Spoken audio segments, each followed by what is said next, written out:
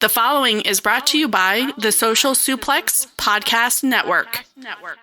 This is John Silver, lead recruiter of the Dark Order, and you are listening to All Things Elite.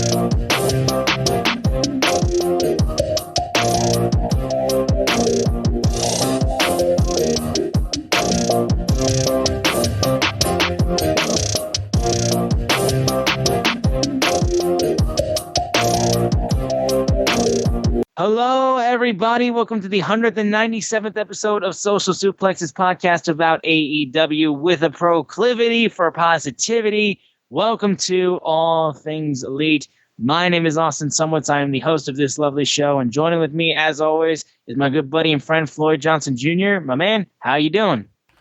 I am doing great. I got a little nap before we do the show, so I'm kind of awake for now. This has been a crazy week, and just burning the candle at both ends. The whole day this weekend in Chicago, I literally slept like 4 hours, and then I came home and I worked, and then I got off work, and then I crashed, and it was just like I actually had days off this week, but it felt like I literally had no time off. I am looking forward. I feel that. I am looking forward to tomorrow after Forbidden Door. It's going to be a beautiful show because I get to actually sleep uninterrupted for like 14 or 15 hours, and I'm going to kill it. Lucky you. Lucky you. That won't be the case for me, at least for the next day or two. I as well, we were both in Chicago. We'll get into that whole deal, but we got a lot to cover. This is going to be like super rapid fire, guys, because not only do we have to preview Forbidden Door, but we got to go over the stuff that happened on Dynamite. There is like maybe one or two things that we'll mention from Rampage specifically. And then Collision just wrapped up less than 2 hours ago. We're going to get into the main stuff, like the big things that we need to talk about. So we won't get to everything that happened on every show. The show would be way too long, and your boy has something he's doing tomorrow, so I can't do it. We can't do it like that, guys. So this will be super rapid fire. Thanks for tuning in again. We really appreciate it. I'm sorry the episode came out a couple days later than you were expecting, but we are going to make sure that we have everything for you. Yeah, we're gonna have to figure out a new thing because we have a new show. I mean, we literally have. We do, yeah. It throws everything off, guys. It does. Because it's like technically like the end of the week was right after Dynamite. Because replaying Rampage was pre-recorded, we pretty much knew what happened on Rampage, so the week was over until the next week. Well, now there's a second part of the week, so we're gonna try to figure this out. We'll have it figured out. Yep. Yeah, we'll do our best and get that figured out for you. Yep, for sure. But before we get into everything, guys, make sure you continue to download this fine show on Google or Apple Podcasts. If you listen to us on Spotify, wherever you choose to listen to us. Please give us a share with your friends, family, coworkers, whoever you wish, and be sure to subscribe to the podcast so you don't miss a single episode, and leave a rating and a review. It really does help out the show. If you're so inclined, though, you can follow us on Twitter at ATElitePod. You can also follow at Social Suplex, who make this show possible, so you'll be sure to follow them and check out all the other shows they have on their network. I am at Austin Sumowitz, SZUMOWICZ, and Floyd is at Floyd Johnson Jr. on Twitter. The news of the week was the fact that your boys were in Chicago for AEW Dynamite taking place from the Wintrust Arena. It was a really fun time.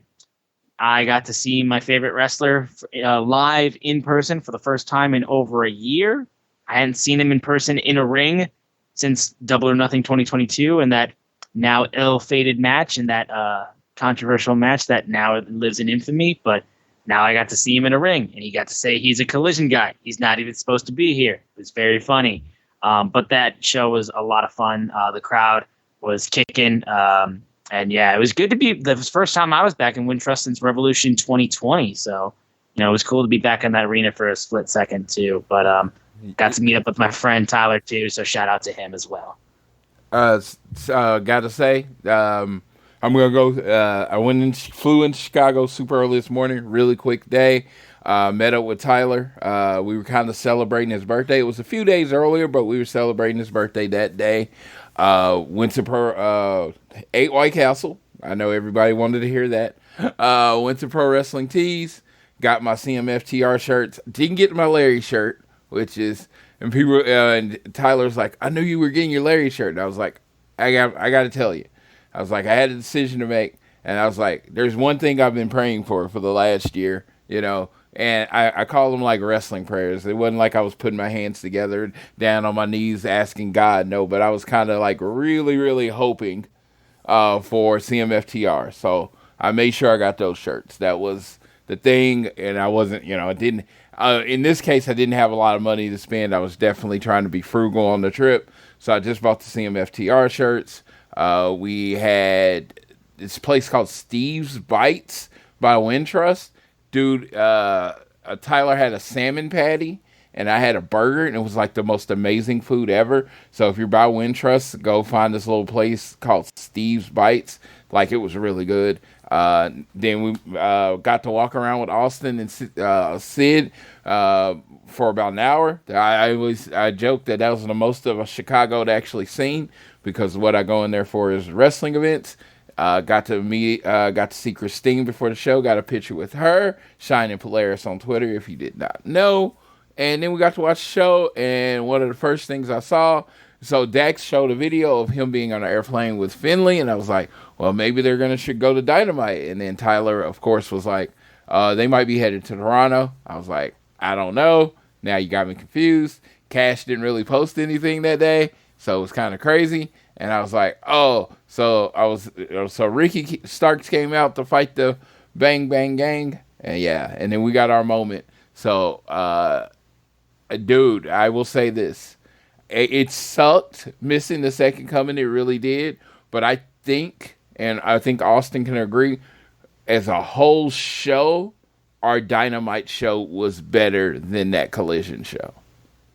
Yeah, that Collision first episode was really good, but considering this was the go-home Dynamite for Forbidden Door, yeah, this show was leaps and bounds better just because of what it was. So I missing the second coming. It is what it is. I can't be everywhere all the time, but I'll make up for it. But this weekend, I know it's the biggest first world whiny bitch problem ever. But, my God, it's bothering me so much not being in Toronto this week. It is killing me. And then every time somebody's like, you're in Toronto, I'm like, no, I'm not in Toronto. And it's just like, it's killing me. But I understand this was going to happen. I've had an incredibly good run. Not going to go along about it, but it's been great. So. Yeah, and I won't like, it's not trying to be flexing or anything like that, but basically in between, while we were at Dynamite in Wintrust, when we were seeing everything come down of like what was all being set up for Forbidden Door as the final couple matches were being set up, me and Sydney looked at each other and like, we have to. And we, like I said, we didn't have tickets up until that point, but eventually I was able to find a couple tickets, decent priced, good seats, lower bowl. And I was just like, it's right here, dude. We doing this? And she looked at me and we're like, yep. And we're like, okay. So we are going to be at Forbidden Door.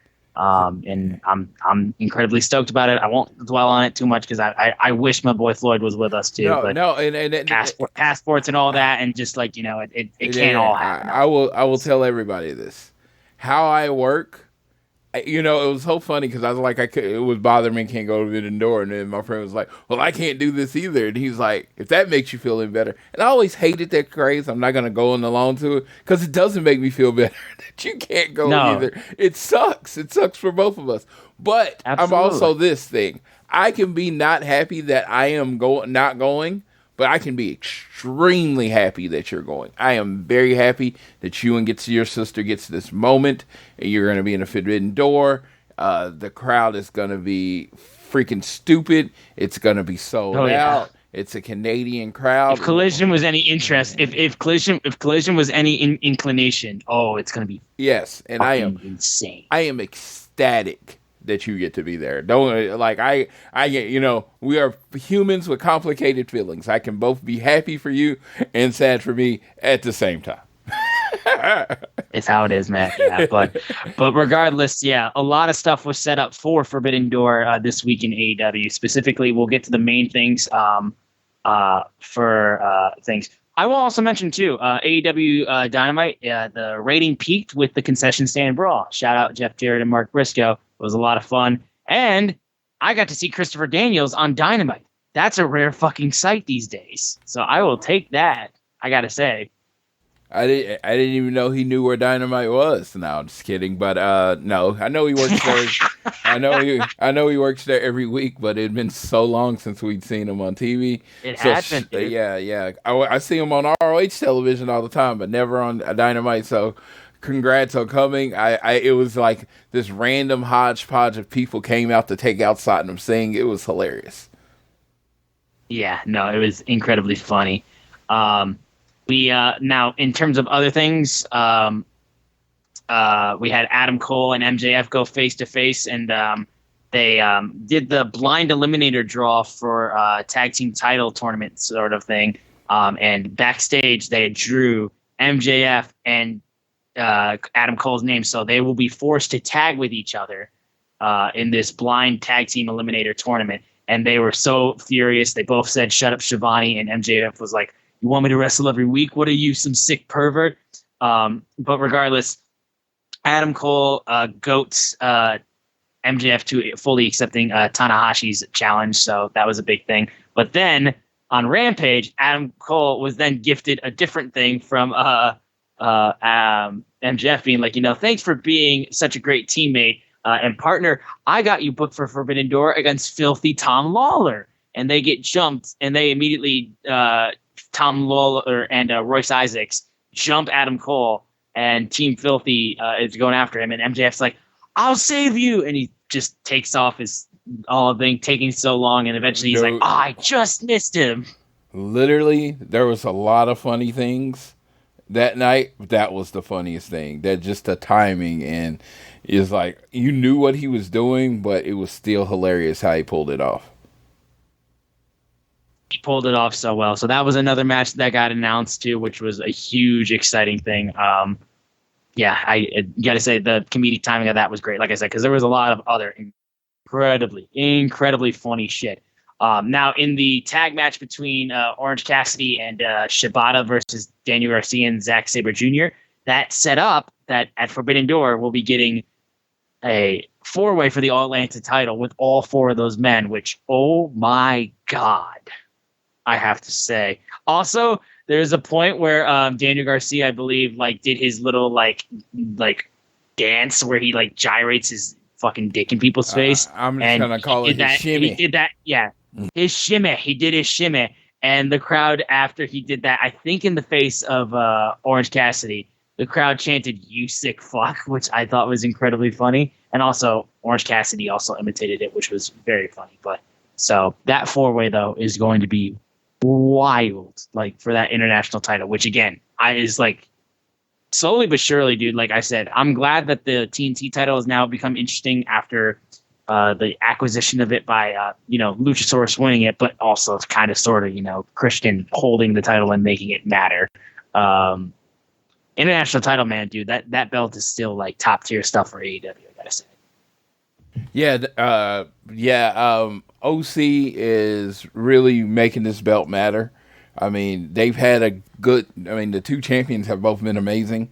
But yeah, OC is really taking this to another level, gaining a whole different level of respect for me as a wrestler. That dude is just excellent. So yeah, it's amazing. Yeah. Now, Eddie Kingston, at the end of Dynamite, faced off with Jon Moxley because he revealed in a backstage segment that was pre-taped because the Elite are cowards and can't show up on a Dynamite the same day as CM Punk. But I digress. Eddie Kingston revealed that he would be teaming with the Elite to face off against the BCC at Forbidden Door. Now, that match is specifically, it's the BCC, which includes also Shota Umino, and Konosuke Takeshita against the Elite, and now Eddie Kingston. And as Eddie and Moxley faced off, and they were just jawing at each other, and it was so legit. I like the way they were just yelling at specifically Eddie was just screaming at him, and he reveals Tomohiro Ishii is the fifth man, and he comes out, and the BCC then jump Kingston, Ishii. And then American Dragon Bryan Danielson then proceeds to call out Okada. And then as he prepares to stomp Ishii's face in, the Rainmaker comes out. They face off. Still, I looked at it. I'm like, how the hell, dude? I literally can't believe this shit is real. I'm looking at Bryan Danielson facing off against Okada. And that match, I'm going to be there for that match. Like I said, I don't want to dwell on it. But Jesus Christ, dude, it's absolutely insane. He hit Yuta with the Rainmaker. It was awesome. Crazy awesome way to end that Dynamite. So I got confirmation of that little moment for the 10-man tag between BCC and all of them in the Elite and everything.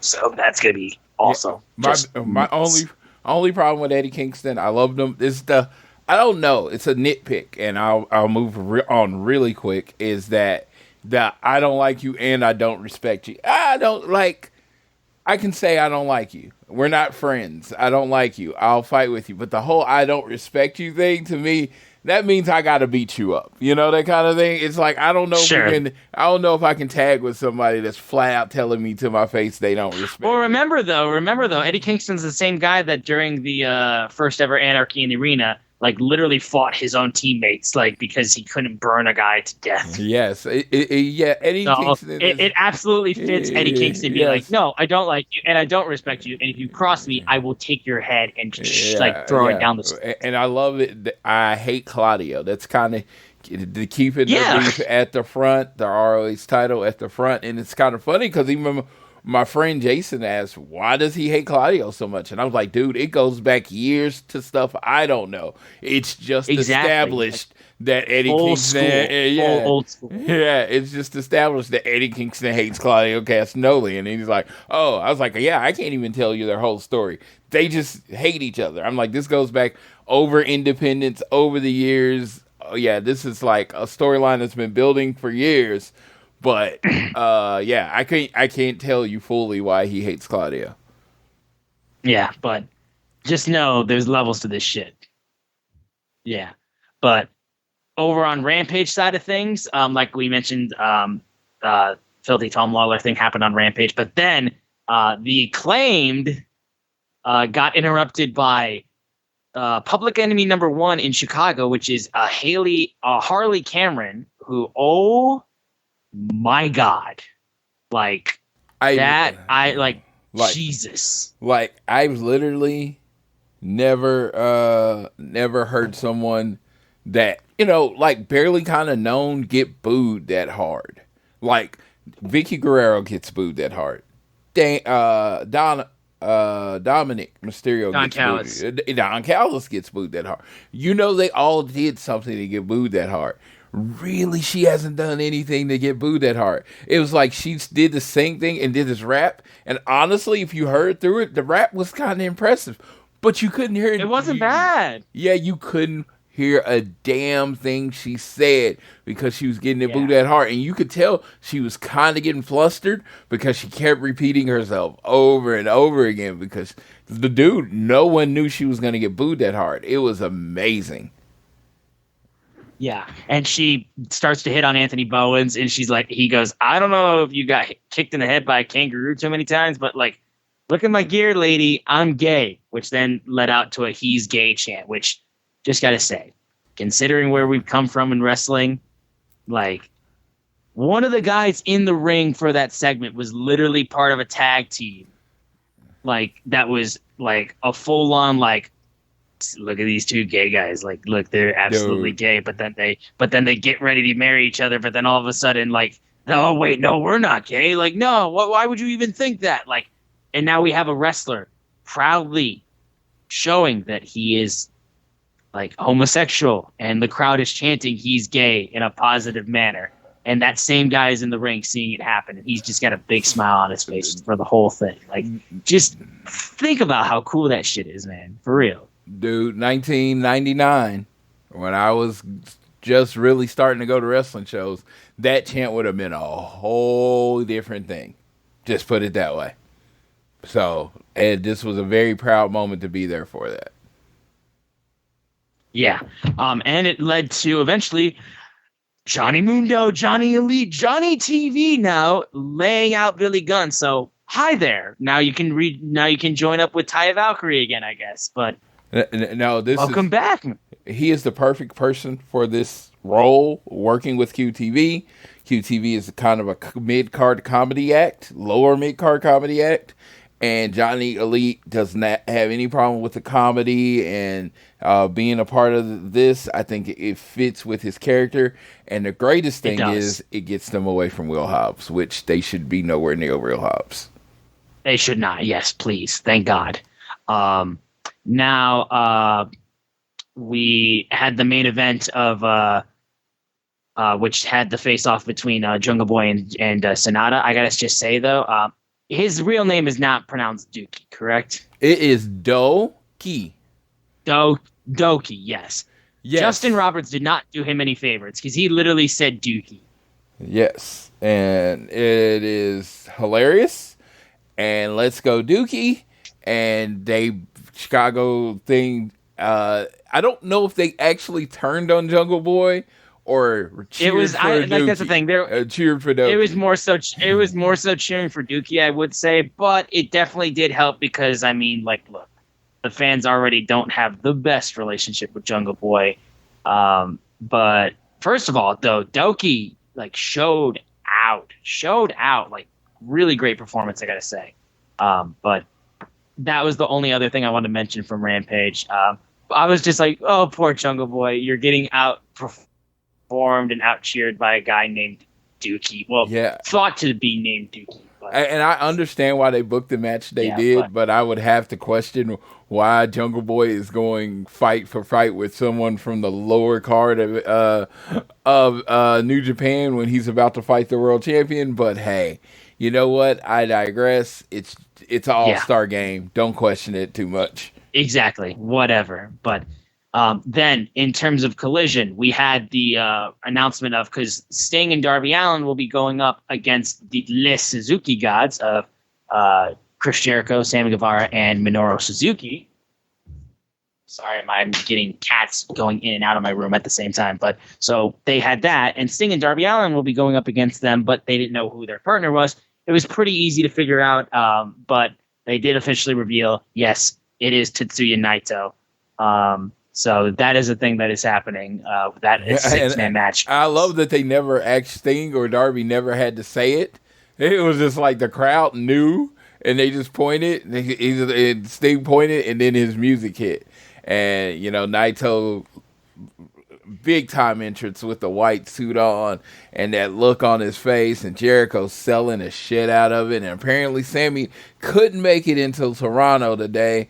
Maybe he's scared of Larry the Dog too, because he couldn't make it into Toronto today, but he'll be wrestling tomorrow though.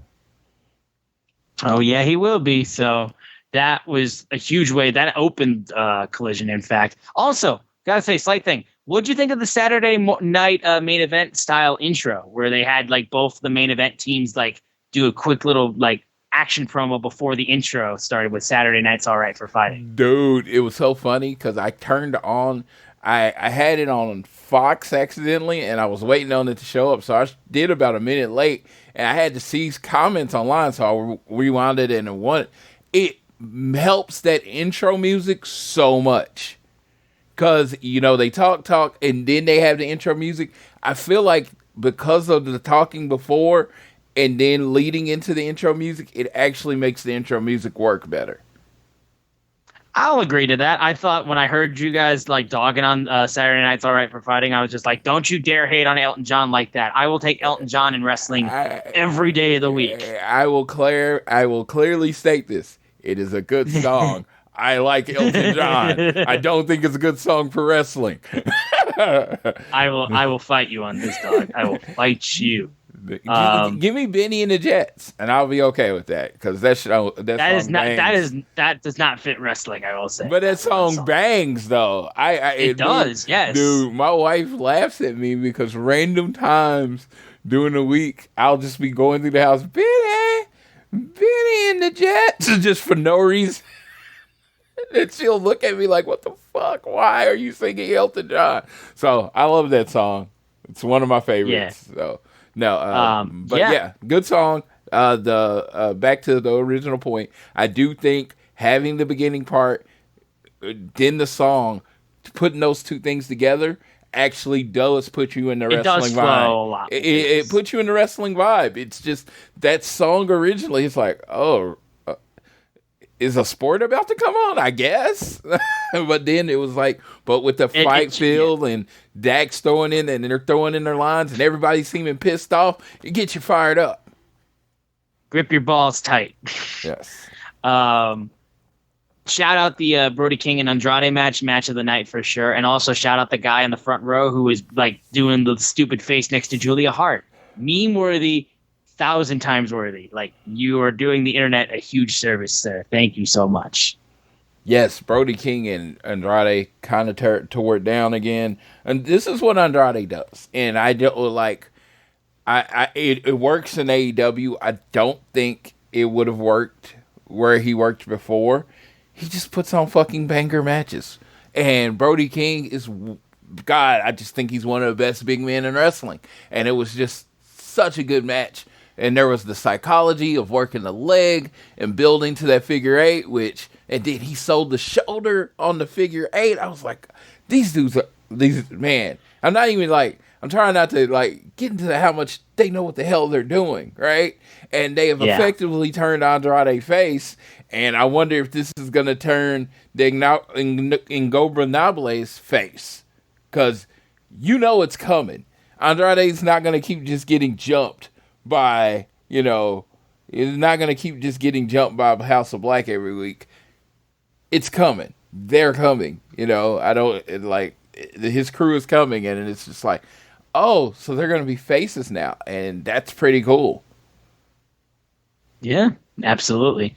Then, finally, the last thing we will mention from this week in AEW before we get into our massive Forbidden Door predictions segment of this show. Dude, it's 2 pay-per-views worth of wrestling matches in that show. It is. It seriously is, dude. It seriously is, dude. It's gonna wreck me to my core how insane this show's gonna be. But the main event of Collision. Ooh, buddy. Oh, Toronto, am I so excited to be with y'all tomorrow night, because y'all are like hot. You are heated. The main event, the 8-man tag between Bullet Club Gold and the Guns versus Ricky Starks and CMFTR. Of course, Punk is the last one to come out, and it's like the biggest reaction of the night, but it's damn split. And Punk just comes out like full on hand to his ear, like listening to just the crowd just go feral.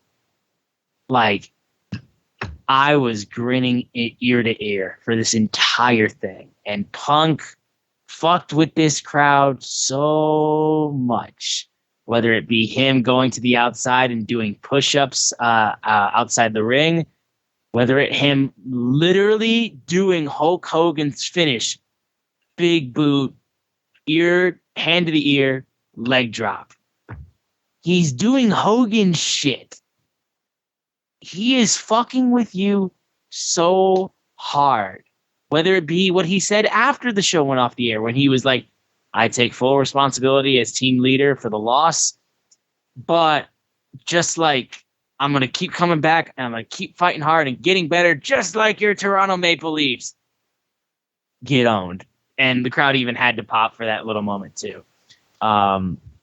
Dude, I just couldn't get over how absolutely nutty people were. Like, just it wasn't quiet. It was so loud. And the only thing I can compare it to, ironically, it was a full-on John Cena reaction.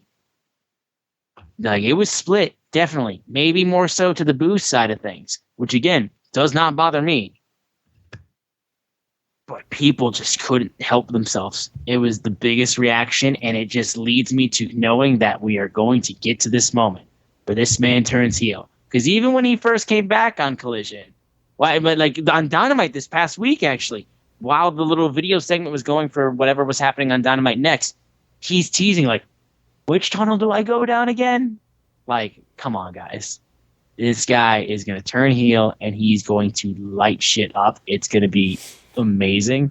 And I just am so glad to be in that crowd for when they're going to absolutely, because, I mean, you're going against a legend like, you're going up against an absolute legend like fucking Satoshi Kojima. Like, he ain't going to be beloved all the way. And this crowd is going to be insane. It's going to be wild. And I'm stoked. And the fact that you said absolute right there was perfect because he's absolutely turning on Ricky Starks one day. It is absolutely happening. Starks doesn't really fit with the whole CM-FTR dynamic. Starks took the loss today. Punk took responsibility. And if you look at that beautiful, beautiful Owen Hart bracket, kind of looks like it's going to end with CM Punk and Ricky Starks. Looky. Just look at it. It kind of looks like it's going to end with CM Punk and Ricky Starks. And it's probably going to be sorry about Ricky Starks' luck. You know what I mean? So, no, it is to me obvious that it's coming. I came out and I was like, they are putting out a comical amount of CM-FTR Punk merch this week, and it's not because it's selling. Just put out a sweatshirt. Yeah, it's not because it's selling. It is selling, don't get me wrong, but it's not because it's selling. I just think they're not going to be on the fan side of things very long after not for long. Not after a while. So that being said, that's why I'm like, I'm buying my gear now, and I say I'm not turning when they turn. I've always been on the Black Hat side. I've been waiting for them to join me. I've been waiting for them to come back home. So, again, I've always said this. I was like, I prefer FTR when they're breaking people's knees. So, let's go. Let's fucking go, dude. It's going to be amazing. But that is everything that we can get to, at least for right now, for this crazy go-home week for AEW. Now, let's just get right into it. Forbidden Door 2 at the Scotiabank Arena in Toronto, Ontario, Canada. We'll go through. They announced three more 0-hour matches. So the one that we already knew was Athena versus Billy Starks in the Owen Hart Women's Memorial Battle Tournament quarterfinal, which I think both you and me can agree. It's damn Athena. I mean, have you seen what this girl's doing on Ring of Honor? Killing Suplexes to the outside on like a giant chair-filled table mess of like just absolute pain. Like, she's killing it, and Athena's gonna go ahead and move on this shit. Yeah, Athena's I think Billy Stark's gonna put on an amazing performance. Apparently, I'm excited. Yeah, she turns 18 next month, so she'll officially sign her contract with AEW. This might even be her first match as a contractor person. I honestly don't know when her 18th birthday is. I am not the creepy person paying attention to that, so they'll let us know when it is. As am I, yeah. They'll let us know when it is, and so I think I think it's gonna be an amazing match because Athena's been doing amazing work in ROH, and so I think it's gonna be a really good match. But of course, Athena's gonna move on. I don't think they're gonna beat the ROH champion in the first round. Yeah. You then have the United Empire versus Los Ingobernables de Japón. So, yes, I get Hiromu. Hell yeah. And just because I get Hiromu on Forbidden Door, I'm going with LIJ with this one. Even though I think I think United Empire takes the loss, but then United Empire will win later down the card, is what I will say. Well, I think someone's taking the tour of the islands, so I'm going with the United Empire. Probably my favorite faction in wrestling that's not CMFTR. I can respect that. Very much. Then we have another trios match on 0 Hour. It's Mogul Embassies versus Roppongi Vice. So, Swerve. I think Swerve had a really good performance tonight with her Tanahashi. Tanahashi is old man Tanahashi now. So Swerve had to be in a lot of positions to make him look good, and I thought I wanted to give Swerve a shout out for that before we do this. Straight, yeah. And I think you got to give Swerve the win. I think Swerve needs to win this weekend. He did the job tonight, made Tanahashi look good, helped build your MJF Tanahashi match, and now Mogul Embassy needs to get the win tonight. Or yeah, I guess it is tonight 1,000%. Yeah. Yeah, I will 1,000% agree with that. Final 0 Hour match, way out of nowhere. Stu Grayson of Dark Order Canada's going own. up against and he is not in the Dark Order. He's not in the Dark Order anymore. Technically not anymore. That's right. He joined up with Vinny and whatever their crew is named. So Stu Grayson. Yeah, that's right. Yeah. Yeah, formerly of Dark Order, yes, but going up against El Fantasma. And I think they're giving Canada's boy the win. ELP, baby. Opposite effect. Yeah. Opposite effect. I'm going to go with Stu Grayson. Yeah, Stu Grayson. You're going ELP? No, I'm going Stu Grayson. I just like ELP. Okay. I just like say ELP's name. He's very funny. ELP. He's very funny, but yes. Stu Grayson I think goes over. Okay. And also, got to say, too, we got official confirmation that MJF made him and Tanahashi the opening match of the card. So the AEW World Championship will be defended first on the card because he said, and I quote, I don't want to be in Japan. I mean, I don't want to be in Canada for as long as humanly possible. And also, you really want me to watch a card and a show filled with nothing but like low rent indie guys from Japan? Hell no. I'm getting the match done. I'm beating Tanahashi, and I'm getting out of here as quickly as possible. Dude, this dude's a phenom. Like, like he cut off your argument that the AEW World Title wouldn't be going on in the main event at the knees. I don't want to go on the main event. I want to get in and get out. I hate all of you. And I didn't want to wrestle. I didn't want to wrestle this shit. He not only took the argument away, he made it a part of storyline that he demanded to go on first, so he had to be there as little as possible. It is genius booking that I don't think any other company has doing, and I don't know if it's TK or MJF, which honestly I think it's probably MJF. And he just like cuts you off at the knees, and he uses it to even be more heel and take more shots at Toronto. I fucking love it. As do I. And that's why MJF will beat Tanahashi, the ace. Unfortunately, for 2 years in a row, won't be able to win the AEW World Title. It's a shame, but yeah, it's going to stick with MJF. Yeah, 0-2 at Forbidden Door, it looks like. All right. Or ace. Adam Cole versus Filthy Tom Lawler was one of the later matches that was announced, and I see this as Adam Cole getting himself back on the right track after he technically didn't lose, but wasn't able to win the world title against MJF because of that time limit draw. So Adam Cole will get one up on Tom Lawler. Yeah, let's say Adam Cole dragged Pat McAfee's non-trained ass to a banger match. I think him and Tom Lawler is going to do some good shit. Damn fucking straight. The six-man match, the trios match between Sting, Darby Allin, and Tetsuya Naito versus Jericho, Suzuki, and Sammy Guevara. I don't see Sammy sticking with the Suzuki gods. Yeah, I think he turns. Yeah, I think. Yep. I don't know if he flat out turns like hits Jericho, but I do think he maybe just doesn't help him. Yeah, he abandons Jericho in the ring. Right, exactly. So Sting, Darby, and Naito will get the victory. So I will absolutely go that way. Owen Hart men's tournament quarterfinal match: CM Punk versus Satoshi Kojima.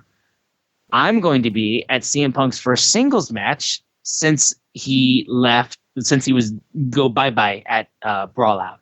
So yeah, you were at his last singles match, and now you're about to be at his first singles match.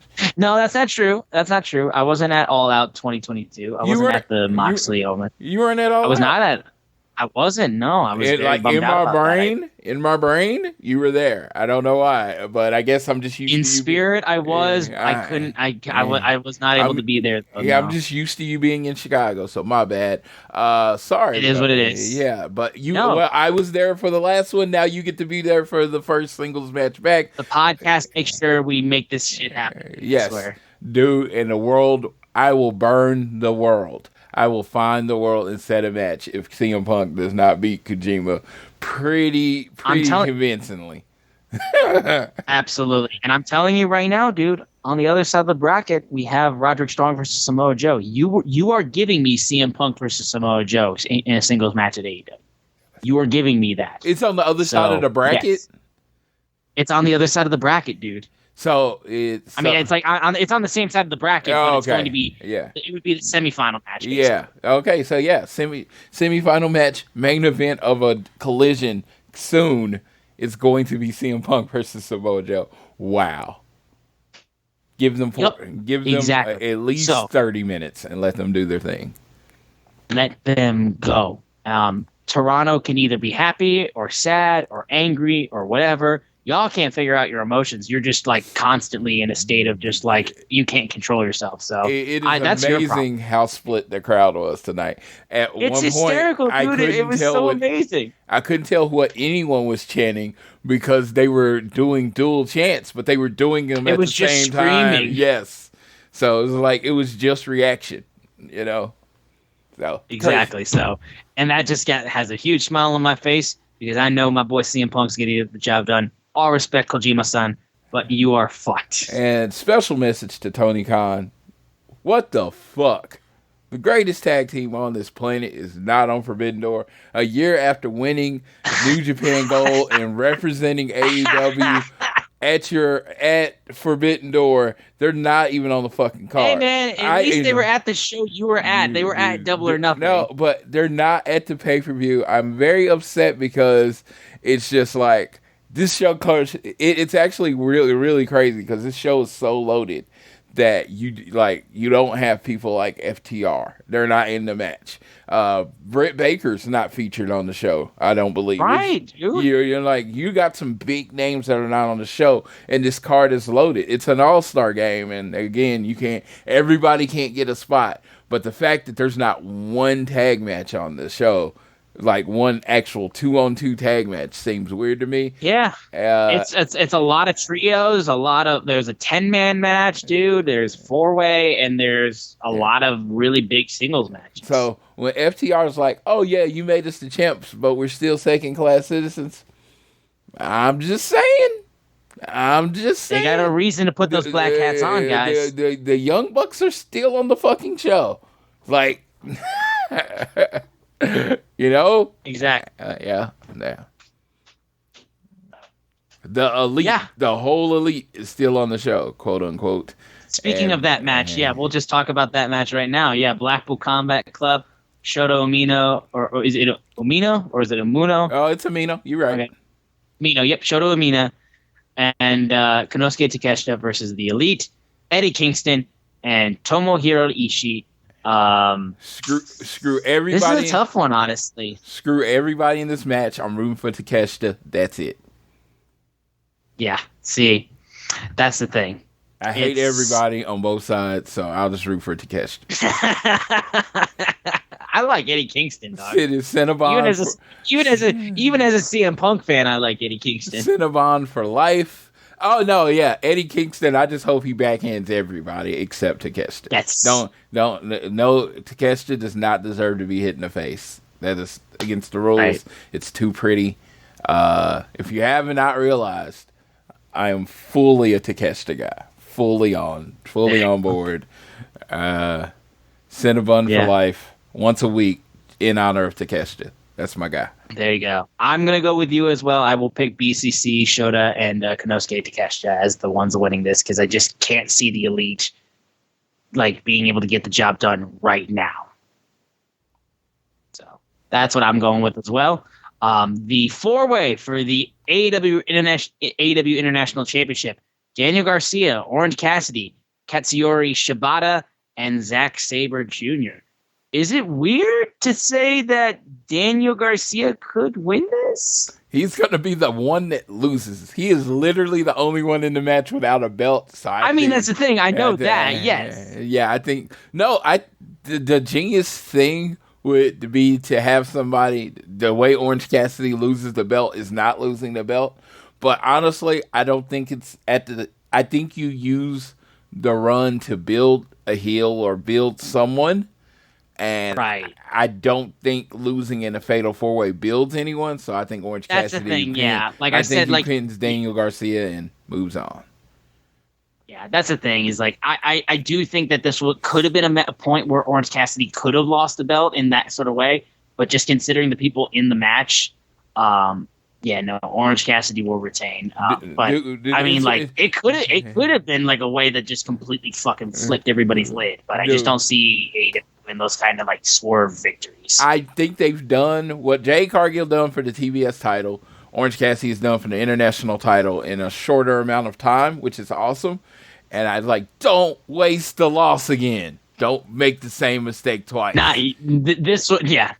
But regardless, still enjoying the TBS title. Dude, it'd be kind of cool if Pat came back and he's the one to beat Orange Cassidy, because he's been gone. That would be pretty cool. Yeah, there's a lot of ways you can go with it. I just make it count. Whoever it is, make it matter. Yeah. Watch they give it to Konosuke at one point. Dude. Make that feud even more heated, basically because you give Konosuke a belt. No, that's my guy. Kesta. There you go. Guy. Tony Storm versus Willow Nightingale for the AEW Women's World Champion. So you'll have the New Japan Strong Women's Champion versus the AEW Women's Champion. And it's for the AEW Women's title. So I will stick with Tony Storm. I am sticking with... Love her. I am going Willow by DQ. I was going to say, yeah, you got to pick Willow somehow, but... No, I don't think... I think New Japan Strong, they're building their women's division. AEW has a strong women's division. I don't think they want either one of them losing clean, so I think it'll be a DQ. And I think it'll be, of course, because, Tony's the bad guy, I think Saraya or Ruby get involved, and they cause the DQ because Willow looks like she's about to beat Tony Storm. Fair enough. And then, that's when Mercedes Moné comes out. Limping out Please. there. I don't think she's I think she'd come out with on a little cart with her leg up. I think she's still hurt. I don't know. I believe that. I mean, they're doing a good job of not letting you know exactly what's up. So exactly, she could be 100%. I have no clue. She could. Yeah, we don't know. Yeah, I'm mostly just fucking around. But like, if that happened, oh my god, she was literally supposed to be on the show, and life happened. I believe it. Life happened. So if she make a special appearance or send a video saying, "Hey, Willow, I'm coming for you," I would, dude, flip out. That'd be awesome. For sure. Mercedes Moné in London. That sounds like money. Oh yeah, that sounds like money. Money. The IWGP World Heavyweight Championship match between Sonata and Jungle Boy Jack Perry. Jack, you don't stand a fucking chance, dude. You don't stand a chance. There is a lot. There are a few things I don't like about Jack Perry. The one problem I don't have is when he's in between those four ropes. So him and Sonata are gonna fucking kill it. And people will probably be talking about it like with Orange Cassidy and Will Ospreay. They will be talking about it for a few minutes. But then there's going to be two matches that'll make you forget these matches existed. Yeah. That's unfortunate for Sonata and Jungle Boy. I will say, you're probably going to put on a banger. Yeah. You're probably going to put on a banger. Will Ospreay Orange Cassidy was one of my more memorable matches. It definitely helped that I was able to sit ringside for that match, actually. And Shibata's little surprise was fucking awesome. But yeah, the lead in You're leading into. Do you think that there's going to be some Do you think there's going to be some deception or some problems between Jungle Boy and Hook, because he is shown on the card as well, being in his corner? I mean, maybe, maybe not. I just think it'll just building disappointment of Jungle Boy losing over and over again. And okay, like I've had my. I mean, we'll talk about on the show. I have how I see the trajectory of Jungle Boy going, and I'm looking forward to it. But yeah, I just think this is just going to be another disappointing loss. Got it. Yeah. All right. So then. There's this movie Kraven the Hunter that's coming out real quick, and it says villains aren't born, they're made. That's kind of feel like Jungle Boy right now. Yep. But we now get to the double main event. Kenny Omega, Will Ospreay for the IWGP United States Heavyweight Championship, a rematch of Wrestle Kingdom.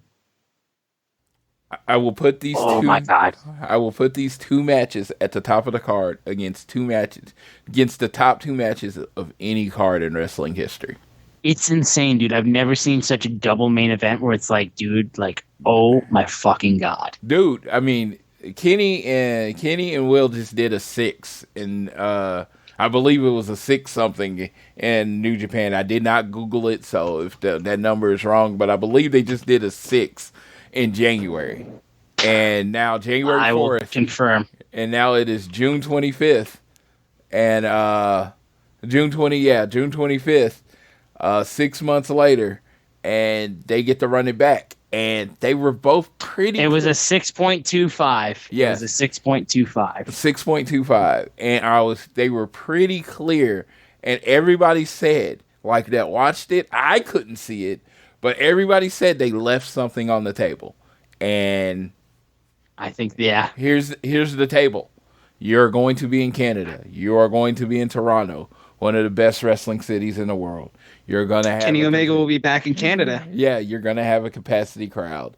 And I doubt most people will be sitting at any time during this match watching you do your art. It's like, I'm setting the number at 6.5 because I think it's going to beat the first match. The only thing that I can think that will make it not 6.5 is that you have this building rivalry with Kenny Omega and Takeshita, and if they decide to do interference, that could take it away. I'm hoping they just make it a pure wrestling match. They let them do their time, and Will Ospreay just beats Kenny Omega.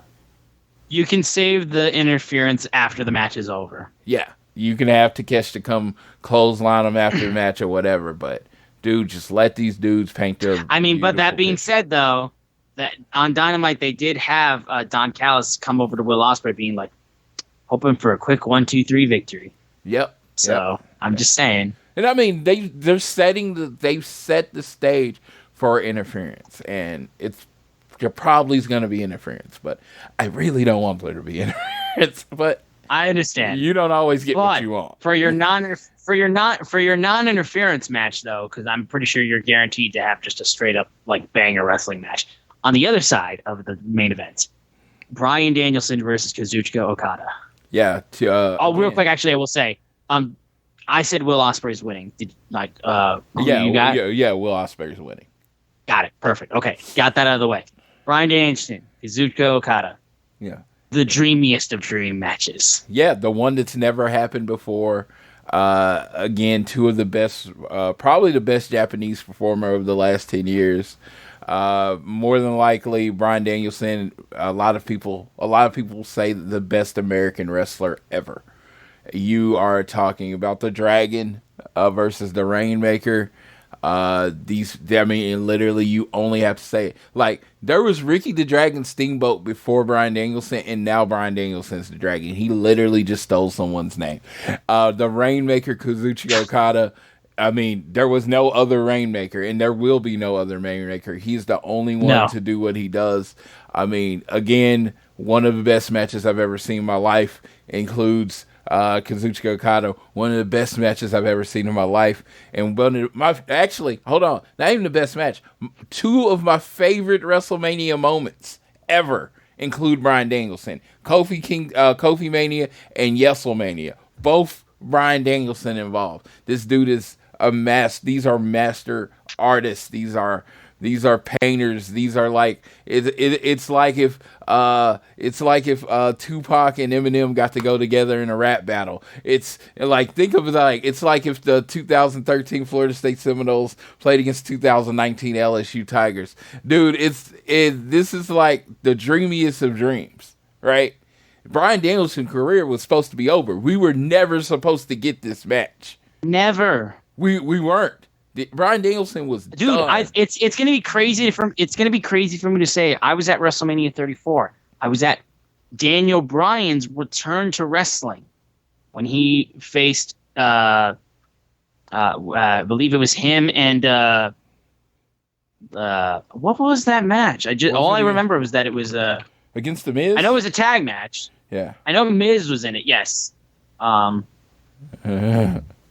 I can't believe I don't remember this. Yeah, all I remember was the fact that Daniel Bryan was back and he was wrestling. So that was the only main thing that I truly remembered. It was Daniel Bryan and Shane McMahon versus Kevin Owens and Sami Zayn. No, Miz faced Seth Rollins and Finn Balor in that 3-way. Okay. So yeah, that's what that was. But regardless, I was at Daniel Bryan's return to wrestling from like career-ending injury at WrestleMania 34. And now I will see the Dragon face Kazuchika Okada and quite possibly the biggest singles match he's had since he faced Kenny Omega at Arthur Ashe. This match, the four guys wrestling, the two matches at the top, are what Forbidden Door was made for. This is what everybody was doing. This is people making this on their made this match on their video games with their created characters. This is what it is. If this sells 150,000 pay-per-views, these two matches are what sold them.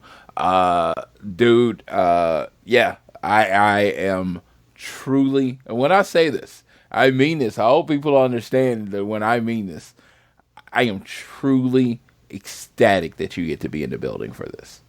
I am truly ecstatic that you get to be in the building. Because I know when I'm in the UK, you're going to be ecstatic that I get to be in the building there. So I'm always going to support you when you get to be at something. So this is going to be fucking amazing.